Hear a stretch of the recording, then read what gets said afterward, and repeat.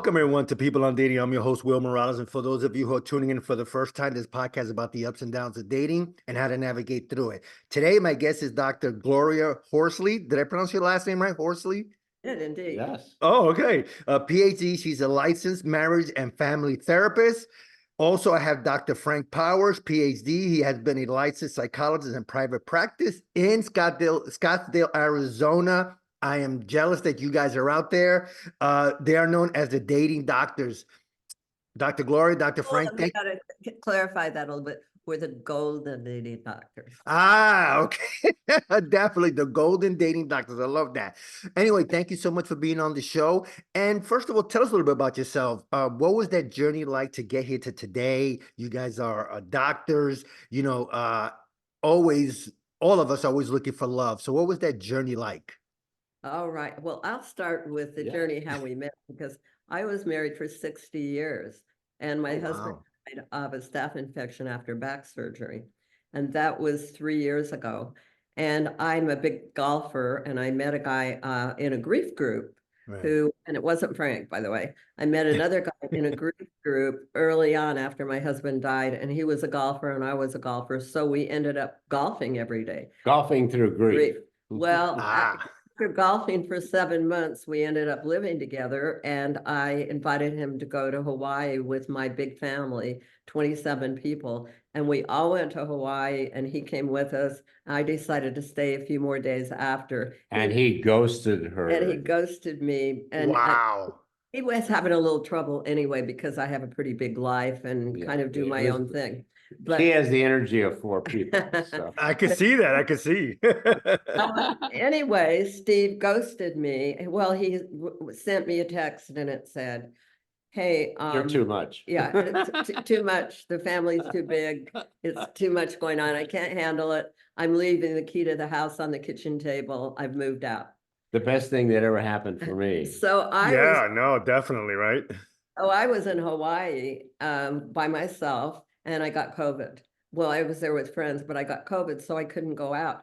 Well, I decided I had learned so much, and I was kind of cranky, and I was pretty hurt by Steve. So I decided to write a book for widows. So Steve had told me that he'd online dated before. So I thought, all right, if I'm going to write a book for widows, I need to put a chapter online. So I went on Silver Singles in my hotel room by myself with COVID. And I met 2 people. One of them was Frank, and I was staying with my sister in Arizona. And so I met Steve for coffee when I got back, and he didn't work out.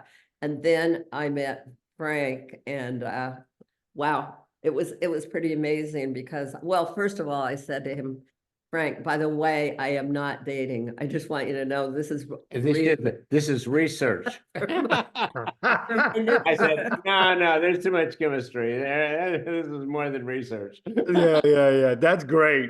So that's how we met. And, it was like a puzzle piece coming together.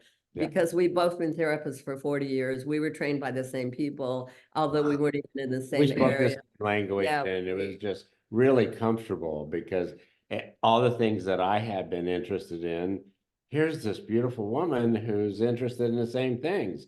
And I would say that's one of the secrets of senior dating is that as seniors, you want to find someone who's more similar to you. You don't want to, you don't have a lot of time to change them and make them into what you want, which sometimes 20 and 30 somethings will get someone who is quite different from them because it's exciting. Difference is exciting. Right. You want that bring us for seniors, hey, you want familiarity. You want someone who's much more similar to you. And people who want to do, like I'm a golfer and Frank golfs, and he's teaching me to play some pickleball. And so I heard that's the next wave of a new sport, pickleball. And it's funny, I just heard about that a couple of years ago, and I'm like, what is pickleball? On because it's very social. Most people can play. It's not as difficult as tennis, but it's really fun. Yeah. So what would classify in today's day and age senior dating? Is it over 50, over 60, higher? We're using this 60, but quite honestly, it really is pretty individual. It's wherever the person feels that they are. And if Okay. they've been in a long-term relationship like Gloria was in, they're out of the dating market for a long time and they don't have a lot of experience. And so it's a little fraught with a little bit of anxiety for them to get into the dating. So what we're trying to do is make it easier, safer, and more comfortable for people who have been out of the dating world and are getting back into it. And You came into it a lot differently oh than I yes, did. You yes. got to tell him I that. have been He's divorced very for a different. year and a half, and I was thinking about, wow, what am I gonna And do? you've been divorced before also, so. Yes, I had a couple of Uh, news, and so I was an experienced dater and had used online dating. So when I saw her profile, I said, "Wow, this lady is amazing. This is really something. I've got to try to get her interested in me." And when she told me she was just doing research, I was kind of like, "Oh, really? Oh, come on." No, no.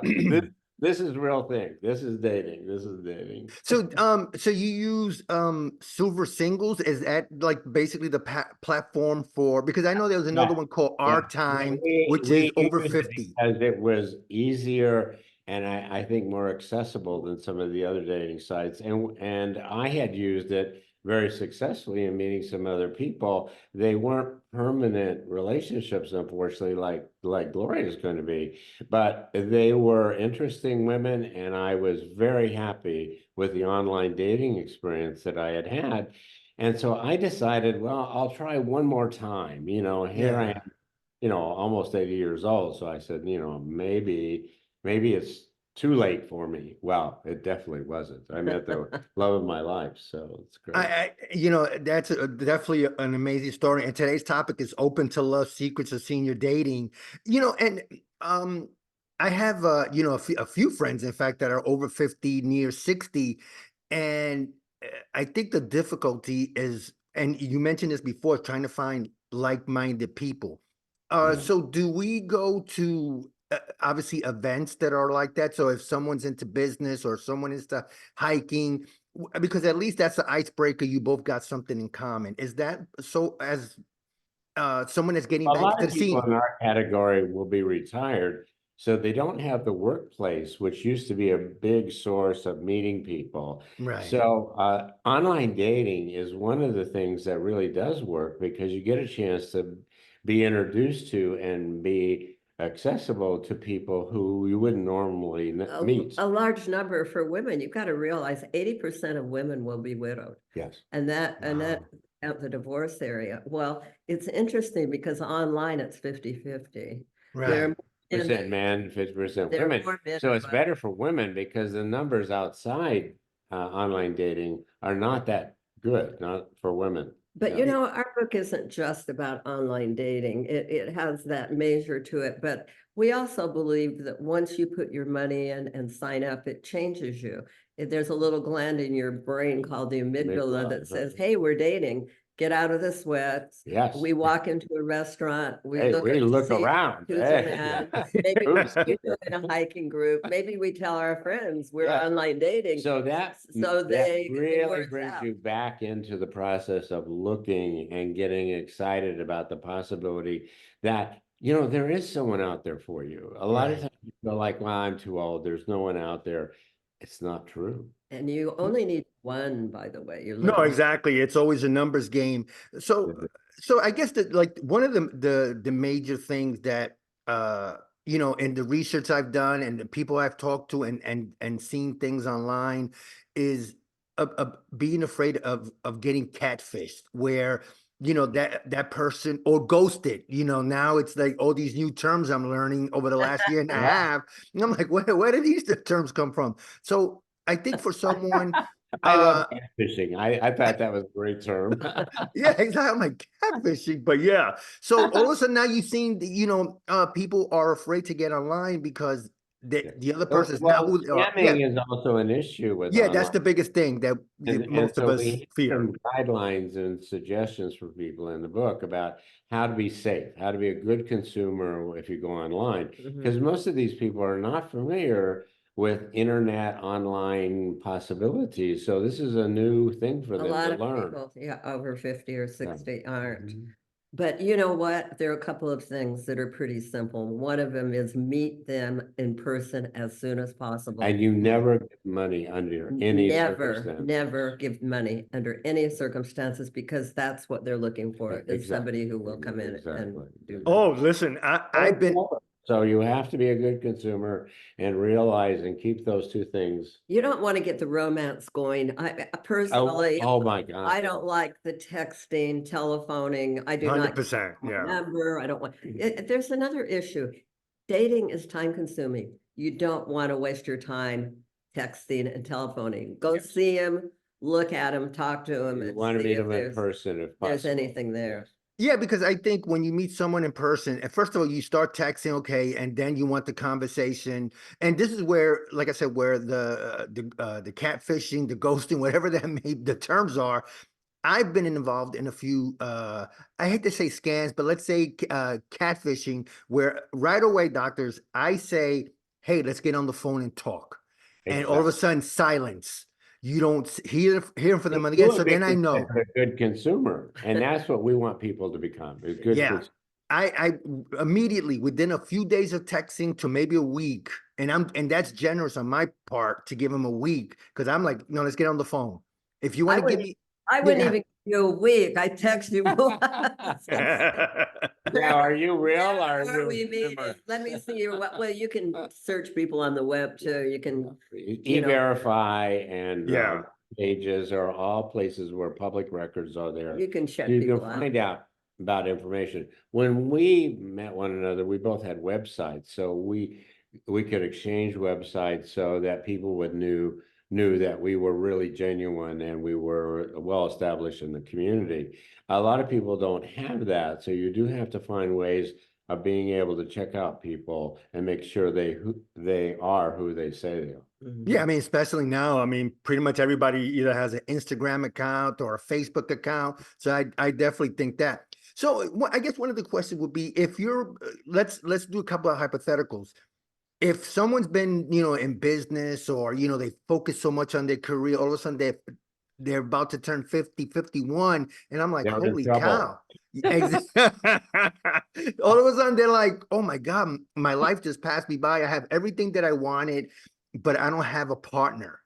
Exactly. How do you get back into that game? And do you, you got the walls that are guarding you, because you focus so much on career, but now you realize, oh my God, I don't have a family. I don't have a partner. I don't want to, go the rest of my life by myself. So are there steps to get back into the game, into the dating game? Yes, loneliness is a big motivator. And so as people realize that they are not as healthy, people in relationships live on average 7 years longer than people that are single. So it's a health issue. Also, isolation and loneliness is becoming the biggest mental health issue for people who are older. So let me say, this will be the place. first chapter of our book talks about, you got to know yourself. And so the person who's doing nothing but working at a job, they need to make a list of what's worked for them in relationships in the past And what hasn't worked. And you start from that. Then you look at, what kinds of things you want. Do you want to find somebody who plays golf? It really gives you an opportunity to take a look at your future. I mean, if you and what really, makes you happy. yeah, and what Yeah. you will make you happy in the future. So there's a deep dive into yourself that even going on dating apps can help you do, because I mean, when you Well, sign they up, ask you questions about what your interests are and everything. Right. Make you look at that, and I think it's a very healthy process and a very healthy to practice. take the deep dive. Yeah. Okay, no, so that's definitely interesting. I like the fact that, if you are in business, and you focus on your career and all that, but you do have basically the formula, because you know how business works, you know how to interact with people, but now it's just letting yourself go and meeting someone and not being so guarded, because hey, love is right. To me, I always say love is right around the corner if you look, and if you get to that corner, you know what I mean? So Okay, We so certainly think so. yeah. So let's go on the opposite end. Someone that's been married or for years, and all of a sudden now they're 50 and they find themselves divorced. They've been in a marriage for 25 plus years. All they know is that other person, the routines that they do every day. How do they get back out in the game? All of a sudden now they're meeting new people. Does my question make sense? Exactly. And one of the things about divorcees that's different, somewhat different from people who have a spouse pass away, is that there is a negative comment, uh, a notation about the fact that, you're a failure.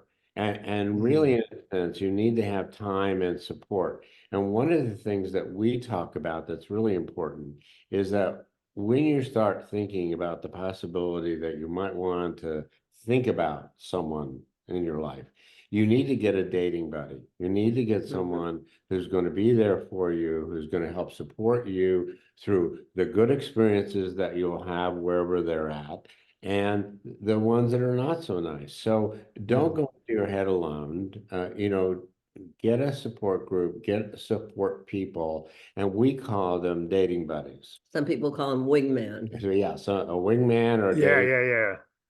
Support. I love that a support group or having a dating buddy or someone that you can rely on, and because Exactly. if That's they're out there and they've been in dating for so crucial. long, they could at least help you out with, I guess step by step. Hey, what to look And for, these what not to people look need for. to be a little more experienced than you. And sometimes we found that grand kids, really, in a sense, are really wonderful dating buddies. I mean, Yeah. they're really excited They about you date and doing they this, think and it's they're fun. into it, and they know all the ways about dating, so that are current. They'll So that's wipe the really helpful. pictures with you. Yeah, They'll, tell them yeah. about Eliza. I thought it was Oh yeah, I have a granddaughter who, after my husband passed away, we went down to southern Utah and did some camping, and a friend of mine came down, and she saw that we kind of had a little sparks and all that, and Yeah. she said, "Well, what about him?" And I said, "Oh no," and she said, "Well, Grandma, are you sure you don't want to play the field?" And I said, "Eliza, at my age, there is no field." but Eliza was right. There is a field. She was wrong. Wow. Okay. No, listen, I think at any age, you're getting to know yourself, you're getting to you're meeting a lot of people, and it's to me, just like anything else, there's always trial and error. We're talking with Dr. Gloria Horsley and Dr. Frank Powers. Today's topic is Open to Love, Secrets of Senior Dating. Um, so after a divorce or after, a long career, obviously there's hope for you if you're open to it. Absolutely. Um, how about the skeptical person that's like, oh, I suck at dating. I never find anyone. How do you get them out of that mindset to say, hey, there's someone out there for you if you just have the positive mindset? How important is mindset when it comes to senior dating? Crucial. Mm, Crucial. But I think that that's why people have really enjoyed us, because we have found each other. Yeah, we're example that it can It can happen. happen. We've got a And divorced person, really, in a a sense, widow. if you put yourself in the right mindset, you get yourself as positive as possible. You get dating Dating buddies that buddies, you are get going to our be there book. for you, and you yeah, have a book. It gives you a kind of a process that you need to go through to be successful. Uh-huh. I think you can be very successful. Yeah, And I'll absolutely. tell you, loneliness is a huge motivator. People don't do well alone usually. And yeah, even after a divorce that's been awful and you've got lawyers involved and money and everything, so people have a bad taste in their mouth. Eventually, they don't want to be alone. Most people yeah. do much better in a relationship. Mhm. Have you found with maybe your clients or people you talk to that their dating standards are still high? 30 years later, after, when you're in your 20s, you could set the standards high because you have so much options. After 50, are those options, I mean, are those standards still high for both men and Oh, women? I've got to Well, say, you've got to reassess where you're at. yeah.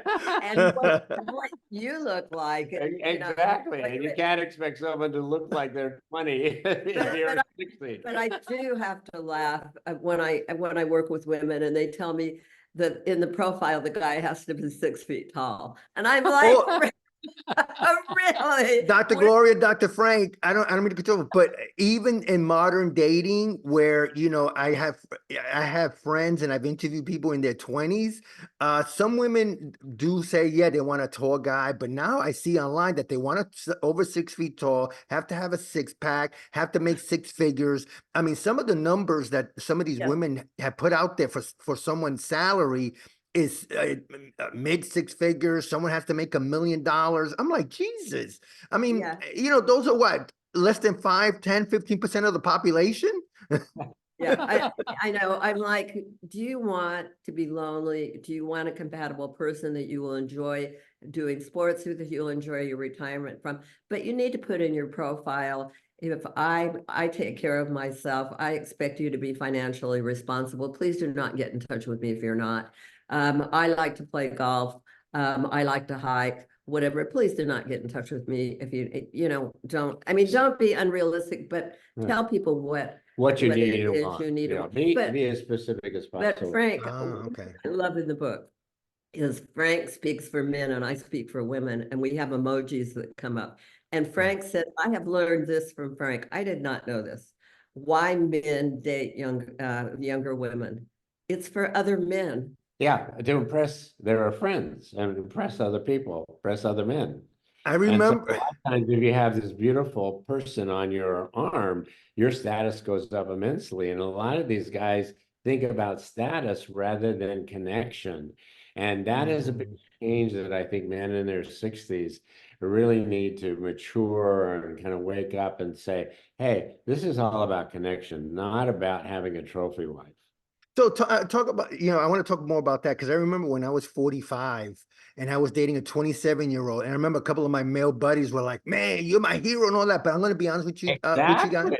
I'm going to be honest with you guys. I was miserable because I just thought the age gap at that time it bothered me. I'm talking about me It does personally. not work for long. Yeah, it didn't. Now, if you're 60, 65 and you're dating a 49, 50, 51, would that be okay? But if you have common interests, like you said, would that age gap work? It's mostly trouble. It's mostly trouble. It's mostly I trouble. mean, you You don't. want to find someone who's much closer to your age, much Okay, closer to your interest.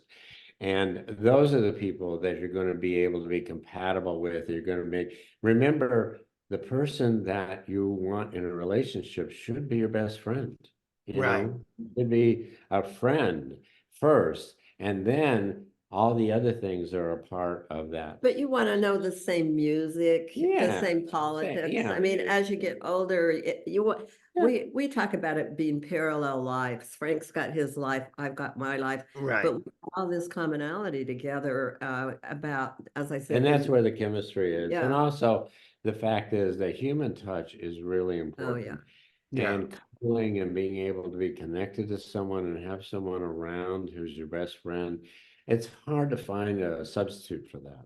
Dogs No, don't. absolutely. And They're not enough. what was that, Dr. Frank? Dogs are not enough. You Oh, can yeah, get no, a dog and they're really loyal, but it's usually not enough. not We, enough. Yeah, no, 100%. we have some New Yorker cartoons in our book, but Oh yeah, you'll Oh, you love do? great Okay. cartoons in the book. So what do you think though of actors? And we've seen it, these Hollywood actors that are 75 going out with a 30-year-old, and what the hell do they have in common? And to me, that's such a huge dating gap. I mean, like I said, for me, I could do, and I was thinking about this not too long ago. I'd be 62, so I'm like, all right, do I go? What's the youngest would I go? Would it be 50?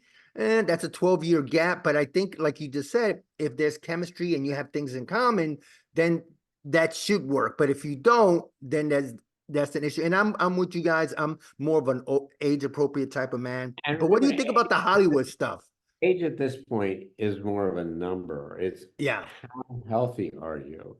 How alert are you?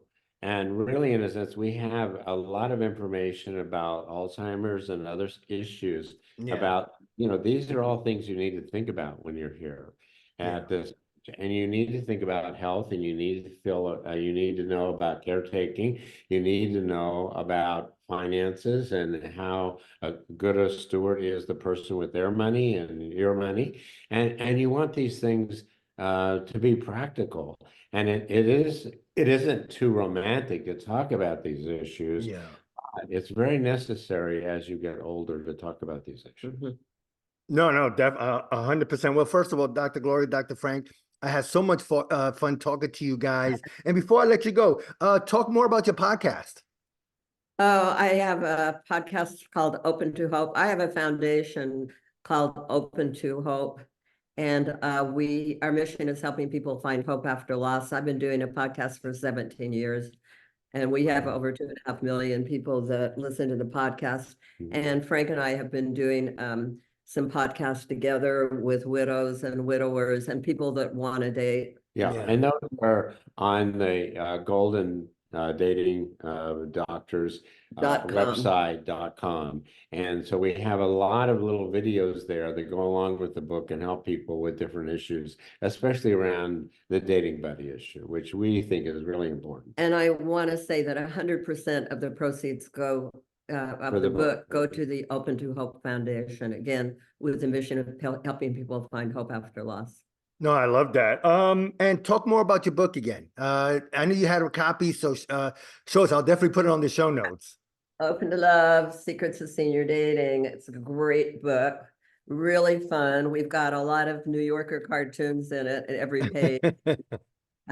Because, you know, it is funny, the whole. We try to make it interesting and informative. And so we have a lot of examples from our practice of people who did certain things well, and some people who had some struggles. So we have some really nice examples in there to keep it interesting and informative for people, because we want them to become good consumers. We want to get them excited about the possibility and overcome any fears that they may have about. Absolutely. We really have written this book because we want to help the world, and it's kind of our legacy to leave this. They call it in psychology generativity, that you want to give back at this point in your life. Yeah. No, sounds good. And if somebody want to get in contact with you, what's the best way? They can go to our website at thegoldendatingdoctors.com. And they can also go to the Open to Hope Foundation. We're there too. Either one, you can find us. Yeah, I'll definitely put that on the show notes. Well, first of all, Dr. Gloria, Dr. Frank, I had such a good time talking to you guys. I really appreciate you guys being on People on Dating. Yeah, it's been good. Well, get out there. Listen, after talking to you guys, there's definitely, I can see the sun shining, so I'm good. I'm going to tell you that we do like you to stay within a 5-year. Yeah, 5 years tend to be the best age range to stay around there. Frank's 4 years younger than me. Oh, he's a baby. I have a cougar. Well, guys, again, thank you so much. I really, really appreciate it. You will. It's been fun. Yep. Bye-bye.